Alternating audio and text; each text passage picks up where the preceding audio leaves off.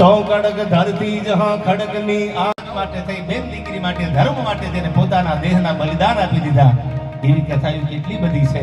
અને એની માટે પાણીની અજળિયું સાટી સાટી અને ઝવેરચંદ મેઘાણીએ બેઠા કર્યા અને જગતના ચોકમાં લાવ્યા. કોઈ જમાનામાં એને લૂંટારા કહેતા, કોઈ જમાનામાં એને ન કહેવાનું કહેતા. મેઘાણીને કહેતા કે લૂંટારા નથી, તો પોતાના ન્યાય માટે લડવા માટે, પોતાની સાથે જે અન્યાય થયો એની માટે લડ્યા છે. એને કોઈ દી લૂંટારા ન કહેવાય, એ તો વીરતા કહેવાય. અને સ્વામી સચ્ચિદાનંદ એમ કહેતા વીરતા પરમો ધર્મ.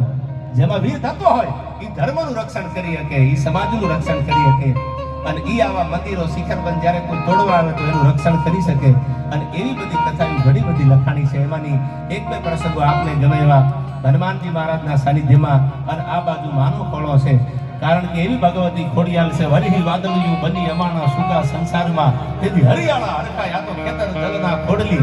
એવી જગદંબા, એવી નવલાખ લોબડિયાળી બેઠી છે આ વરાણાના પાદરમાં. અને એવો જ્યારે હાકીમ જેવો પાઘડી વાળા છે. હવે તો આવા વડીલો નહીં જોવા મળે.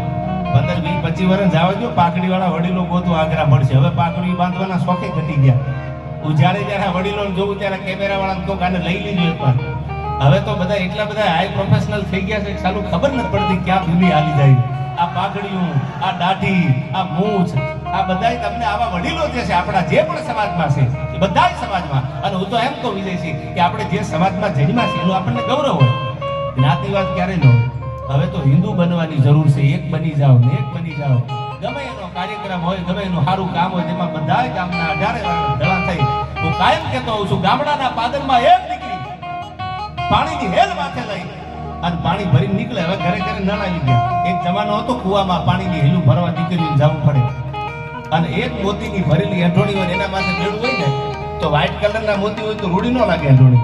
પણ એમાં કોઈ લીલું ને એમાં કોઈ પીળું ને એમાં કોઈ લાલ ને એમાં કોઈ ગુલાબી ને એમાં કોઈ અલગ અલગ મોતીના ભરેલી એંઠોણી લઈને પછી માથે હેલ લઈને નીકળે ને તો કોકને એંઠોણી જોવી પડે ને હેલી જોવી પડે. એવી એંઠોણી રૂડી લાગે. બધાય સમાજના જ્યારે ભેળા મળી અને હિન્દુ બનવાની તૈયારી રાખશે કે આપણે હિન્દુ બનવું છે. જ્ઞાતિમાં જન્માઈ તો છે જ, આપણે આપણી વર્ણ વ્યવસ્થા તો છે જ, આ છે જન્માઈને. પણ હિન્દુ બનવાની જ્યારે ભાવના જાગે ત્યારે આ ભારત છે ને એ આગળ જાય છે. બાકી ગમે એટલી વાતો કરવી એટલી કરે, જ્યાં સુધી હિન્દુત્વ નહીં જાગે, જ્યાં સુધી અંદરથી આપણને હિન્દુ બનવાની તમન્ના નહીં જાગે, અને જ્યાં સુધી જ્ઞાતિના વાડા પાડી પાડીને જીવશું ત્યાં સુધી હજી મને લાગે છે કે આપણામાં સુધારો નહીં આવ્યો તો 5-25 વર્ષે પાછી ગુલામીના દિવસો બહુ છેટા નથી. પણ એક બની જાય તો મજા આવે.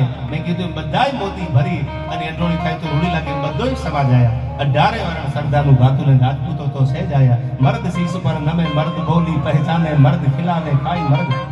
આવા જેના ઇતિહાસો ઉજળા છે એવી વાતો કંઈક કરવી છે. પણ ક્યારે મને